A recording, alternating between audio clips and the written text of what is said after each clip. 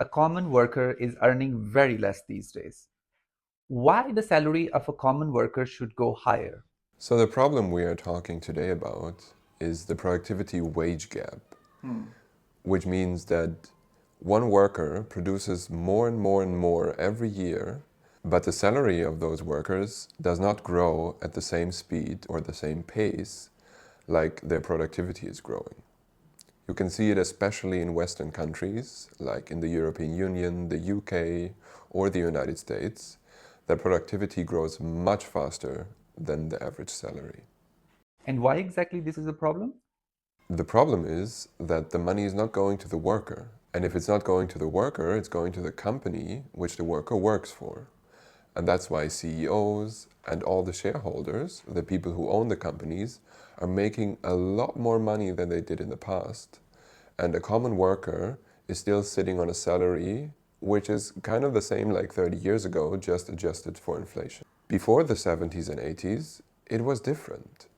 Then, because wages were growing with productivity, which meant that even if you had inflation, your salary would grow quicker than inflation, which means you could buy more. You could buy products which you didn't have before. You could maybe buy a bigger house than you could 10 years ago. This is not possible anymore. Basically, if your wage grows, mostly it just grows with inflation or maybe a little bit more. But all the improvements for society are basically unaffordable to you because your salary does not grow with productivity. And you can only buy what you could have bought 10 years ago. And how to solve this issue? I don't think so. Those big companies, they are willing to pay more money to the common worker. Now, of course, companies are not willing to pay more money. That's basically how companies work. The only objective for a company is to make as much profit as possible. And how to increase profit? By reducing what you pay people to earn the money and to grow how much money you generate. And of course, if you pay very low wages to the workers and you pay the stuff they make for a lot of money, the difference will be very great. So what can we do that companies pay more money to those workers? The short answer is minimum wages and, of course, unions. Over the last 50 years, unions got weaker and weaker. And they didn't get weaker because it's a natural thing for them to do. They got weaker because the governments made more strict laws for unions. They made it harder for unions to form. They made it harder for unions to strike and bargain for better wages. And by that, they made the conditions better for companies to pay less and earn more.